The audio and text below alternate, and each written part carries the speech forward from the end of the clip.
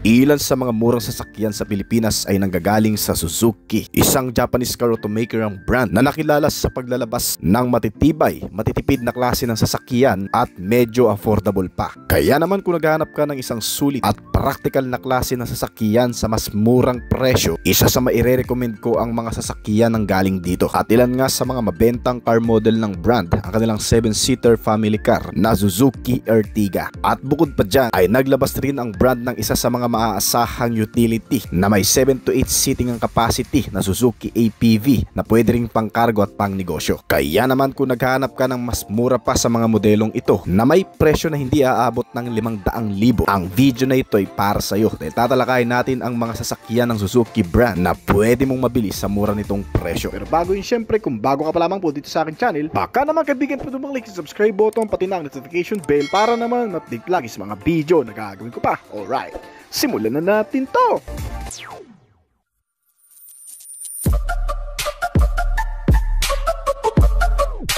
Ang pinakauna sa listahan natin ay ang Suzuki Every. Isa ito sa mga ipinagmamalaki ngayon ng brand na Suzuki mula sa Japan na tinatawag na Japanese kei car. Ang modelong ito ay isa lang sa mga practical na sasakyan na ginagamit ng karamihang tao sa Japan bilang kanilang service sa pang-araw-araw. Well, hindi man masyadong moderno ang modelong ito, pero mas gusto itong gamitin ng marami dahil sa ilang mga kaakit-akit na katangian na dinadala nito.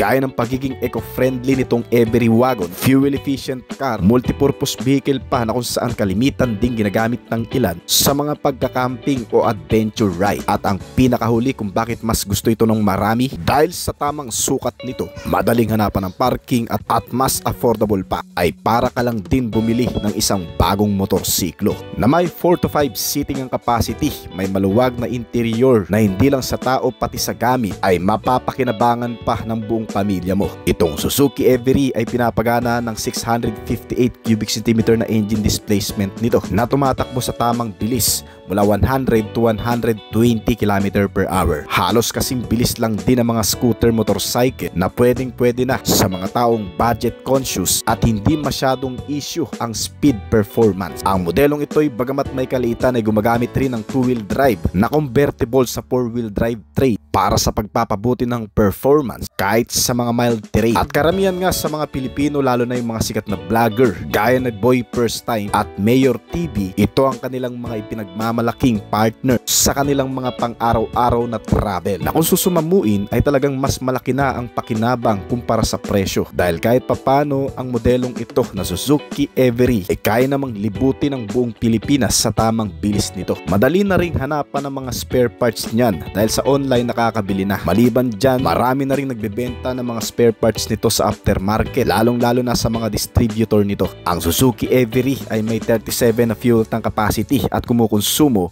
ng 10 to 12 km per liter. Meron din itong mga safety features para sa mga top trim level nito o top variant, gaya ng airbag sa driver's seat at may mga suporta sa brake gaya ng anti-lock braking system at electronic brake force distribution. Meron din itong engine immobilizer, traction control system at collision warning sa ibang mga modelo. Pagdating naman sa interior, ang 4 na seating configuration nito ay pwedeng may adjust at maitupi kung sakaling gusto mong gawing mini camping van ang modelong ito. At syempre, ilan pa sa mga features nito na pwedeng magkaroon o palagyan itong Suzuki Every ay ang power window at power side mirror, yung mga automatic nagfo-fold, bumababa at tumataas na mga windscreen. Yung iba, pinapalagyan din ito ng mga camera sa front at rear para mas mapabuti ang parking assist. At mas maganda kung palalagyan pa ito ng climate control system na pwede rin dito sa Suzuki Every. 5 ang pintuan nitong sasakyan at ang 2 pintuan nito ay sliding door pa na mas mainam gamitin para sa masisikip na parkingan o mga lugar na kung saan mas mapapadali ang pagpasok at paglabas ng mga pasahero nito. Pagdating sa dimension, itong Suzuki Every ay may ground clearance size na 165 to 180 mm depende sa gulong na gagamitin mo. Tumitimbang lamang ito o may kabuuang bigat na umaabot ng 350 kg. At dito sa bansa, makakabili ka ng Suzuki Every mula sa presyo na 150,000 hanggang sa presyo na 350,000 pesos depende sa mga features na isasama o ipalalagay mo bago ka bumili nito. Pero kung usapang mura mga kaibigan, ay mas mura na nga siguro itong susunod na topic natin na mula pa rin sa Suzuki Car Automaker. Sa mga naghahanap ng mas malaki ang transportasyon o gamit sa negosyo, isang bagong sasakyan na naman ang muling ginawa o nilabas ng Suzuki na siguradong mas magugustuhan ng kahit na sino. Isang pampamilyang sasakyan na pwedeng sakyan ng 5 hanggang sa 8 pasahero, ang Suzuki Echo. Ibinida na ng Suzuki Motors sa India ang isa sa mga practical na minivan na kilala na sa pagiging matibay at abot kaya pa. Marami ang nagsasabi na nasa Pilipinas na raw ang van na ito, gaya na lamang ng video na ito na kung saan Pilipino pa mismo ang nagbablog nito sa ilang branch sa probinsya. Kaya kung titingnan natin mga kaibigan, itong bagong Suzuki Echo ay tahimik na inilabas sa Pilipinas, pero pag nalaman ito ng marami, siguradong pipilahan ito sa branch. Ayon sa ilang mga source ay inilabas ito ng brand bilang pagpapakilala sa mga bagong line-up model nito dito sa Pilipinas, na kung saan hindi pa raw ito opisyal na ibinibenta talaga ng brand, na posibleng baka next year magiging opisyal na ang pagbebenta nito sa publiko. Well, ano nga ba ang makikita natin sa modelong ito? Unang-una ay pinapagana ito ng 1,992 cubic centimeter na engine displacement o tinatayang 2.0 liter engine. Gumagamit itong Suzuki Echo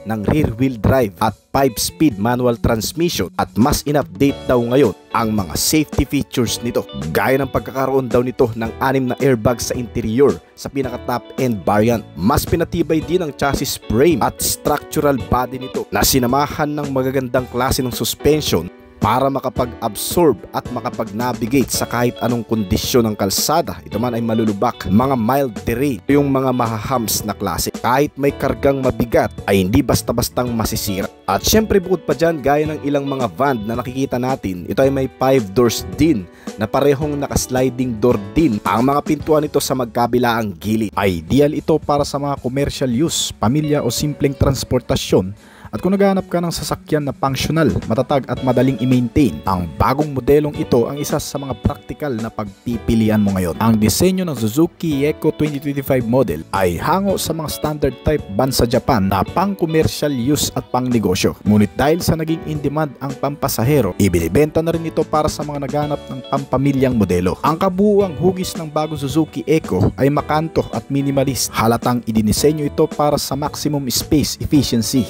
Wala itong mga pa-curve at ornamental design, straight lines, flat panels lang ang makikita mo sa bawat gilid at simpleng hugis ang nangingibabaw dito. Kaya naman sa loob ay mas maraming usable space ang makikita mo. Mas madali ring i-repair o palitan ang mga panels nito. Dahil Suzuki brand yan, ay mas madali kang makakahanap ng mga spare parts kung kinakailangan. Pagdating sa front, meron itong front fascia na may simpleng black grille na plastic. May malalaking halogen headlights, basic pero malinaw sa gabi. Walang fog lamps at daytime running lights pero may abang kung palalagyan. Simpleng mga gulong lang din ang ginamit sa modelong ito na may sukat na 14 to 15 inch. Naka-sliding door sa gilid na mas mainam para sa masisikip na parking. Pagdating naman sa likuran, may malaking rear tailgate na madaling iangat. Naka-vertical ang tail lamps, simpleng disenyo at halogen type pa na klase. Pero ang isa sa maganda naman dito guys ay ang pagkakaroon nitong sasakyan ng rear parking sensor kahit basic lang. Bagamat pinanatili pa rin ng Suzuki Echo ang practical at utilitarian core, ngayong 2025 sa bagong update nito ay binago ang itsura mula sa front fascia hanggang sa likuran,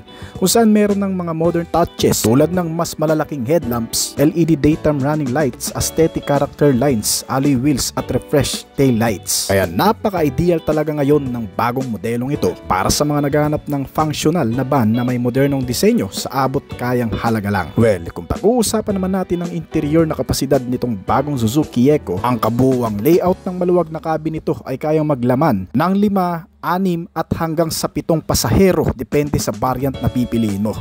Ang flexible seating ay maaaring i-fold o tanggalin para sa mas malaking cargo space. Kaya naman kung gagamitin mo ito para sa negosyo, pwede mong bilhin ang pinaka low-end variant nito na panel van na kung saan 2 seating capacity lang para sa mga tao at ang malaking space ay para sa cargo. Matitibay na rin ang mga upuan nito dahil gawa sa fabric seat upholstery na mas komportable kumpara sa dating PVC.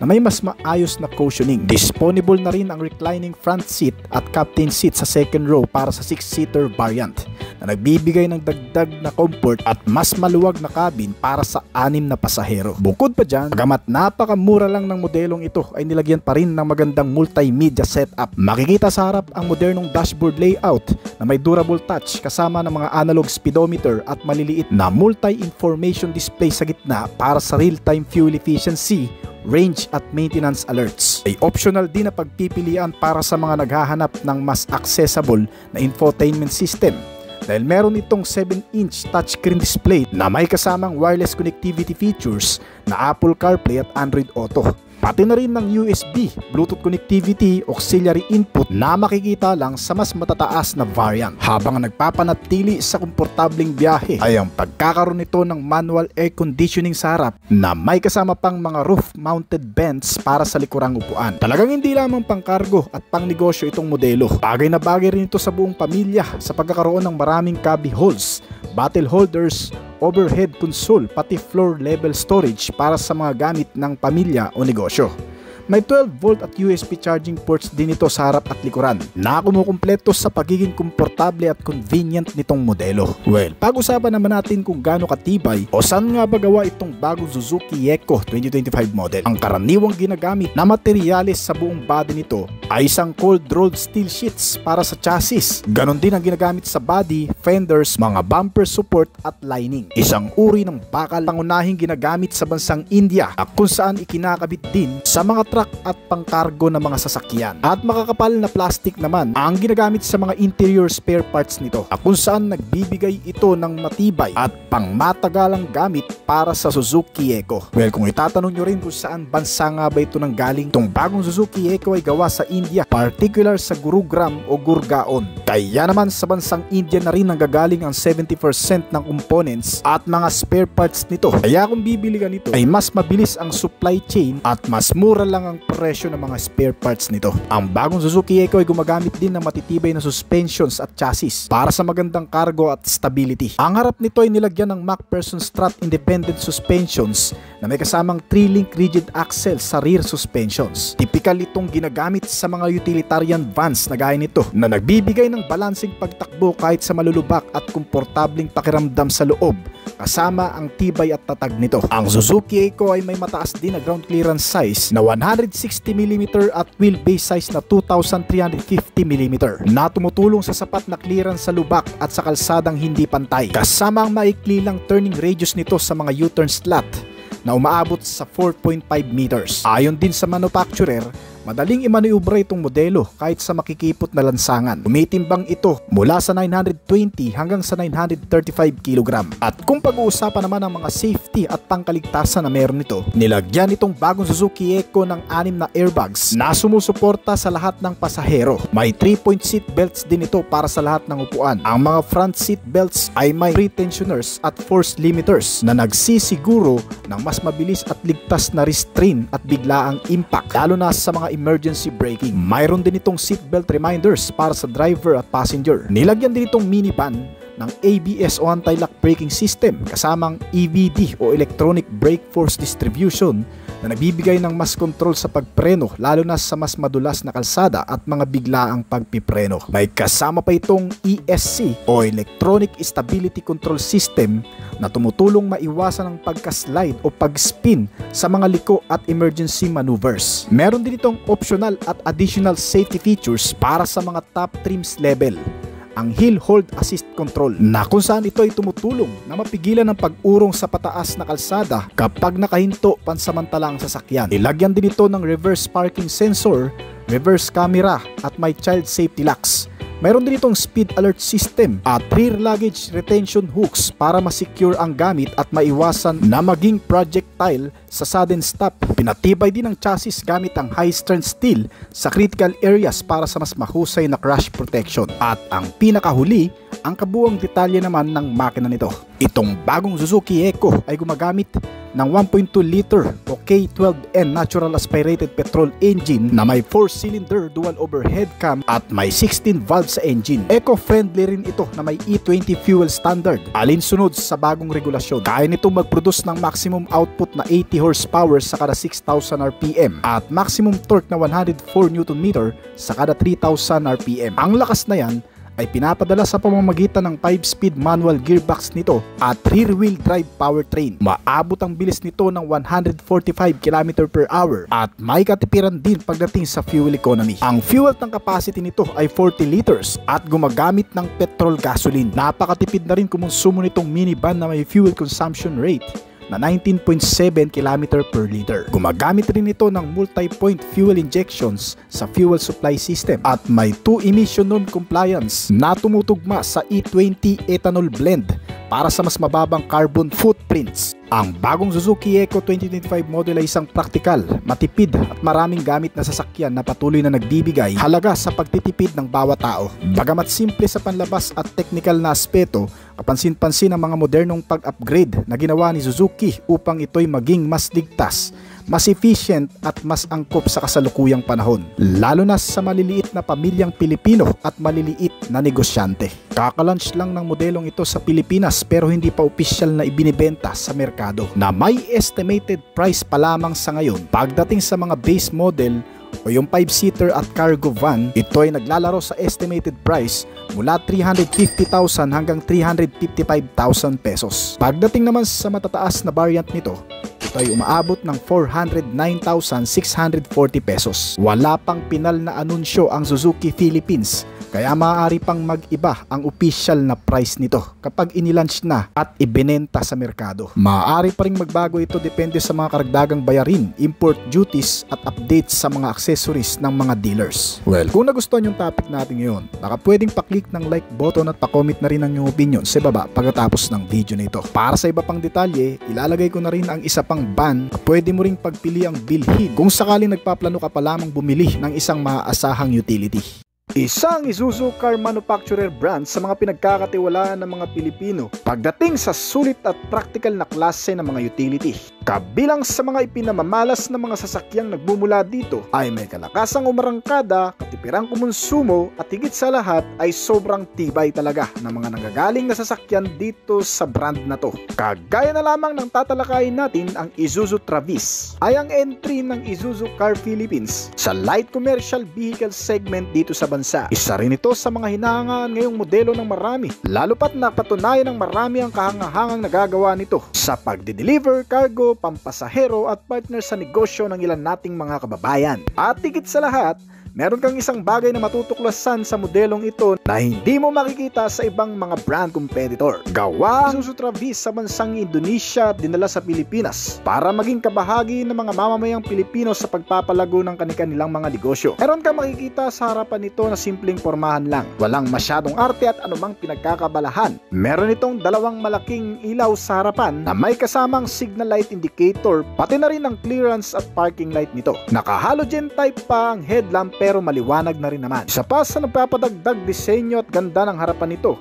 ay ang pagkakaroon ng silver accent garnish sa front bumper grille na nagbibigay rin sa modelong ito ng unique identity at pagkakakilanlan, kasama ang nameplate na Isuzu at Travis na mismo nakadikit sa harapan nito. Pagdating naman sa side portion, makikita ang malaking sukat ng Isuzu Travis utility body. Merong 4 na standard wheel and tires na pang heavy duty at may kabuuang sukat na 195 by 55 R14. Ang Isuzu Travis ay isang business mobility vehicle, kaya kahit sa anong klaseng negosyo ay pwedeng-pwede.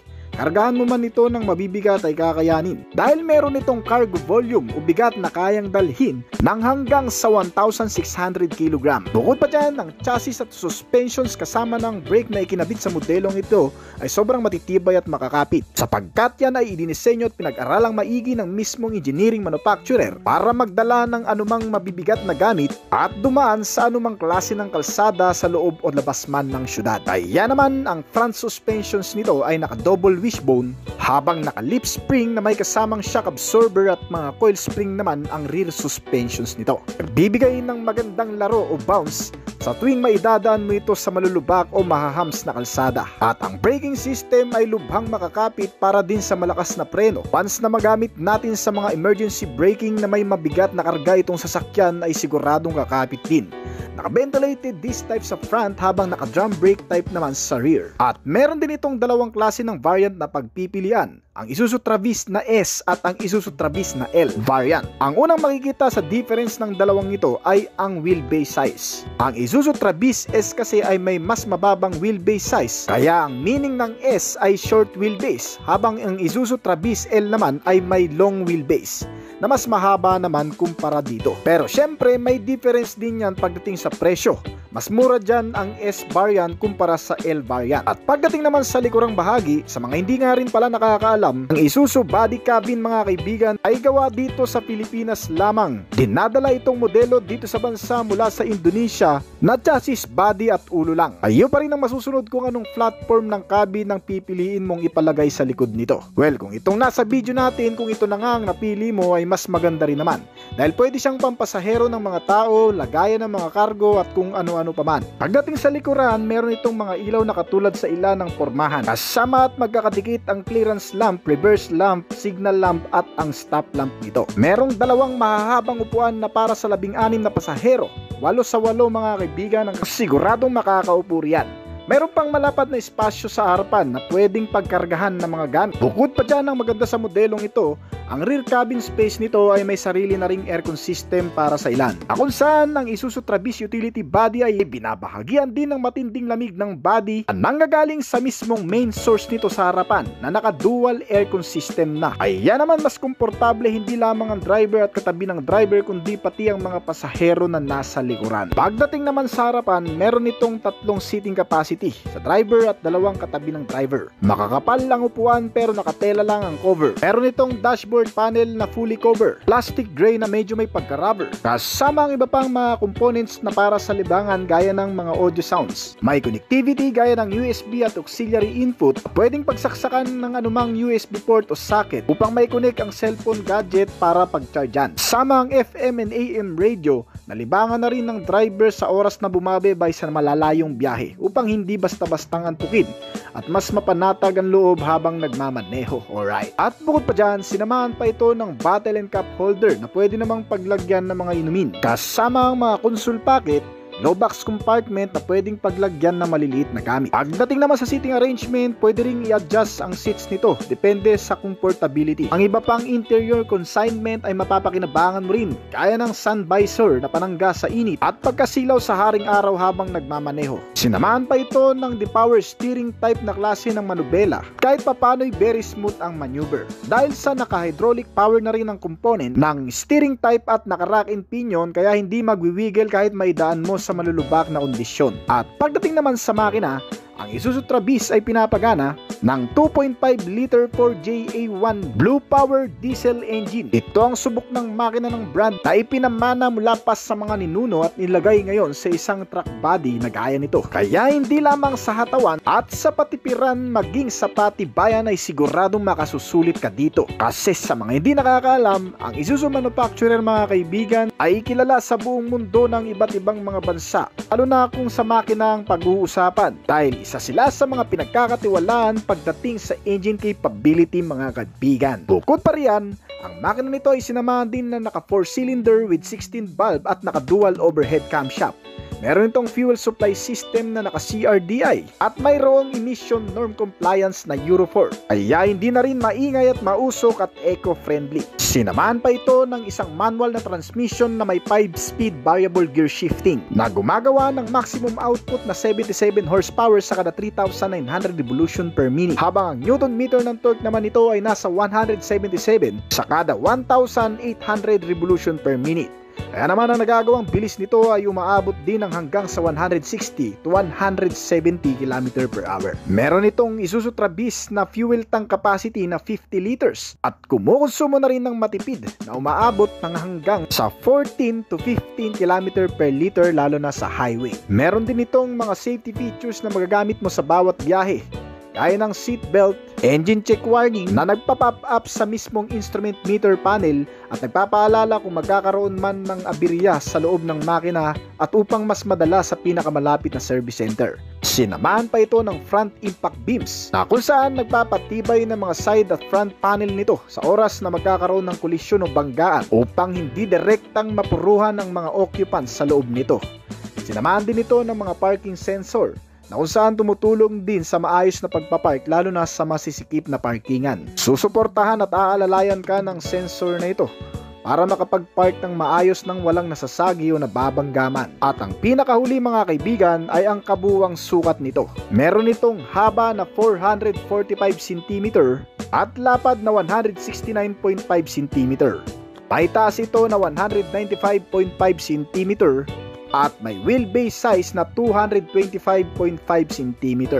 At ang ground clearance naman nitong Isuzu Travis mga kaibigan ay nasa 20 cm kaya mataas-taas na ring tingnan. Meron nitong turning radius o sukat ng kalsada na makakain mo sa oras na ikaw ay mag-U-turn na 4.5 meter lamang.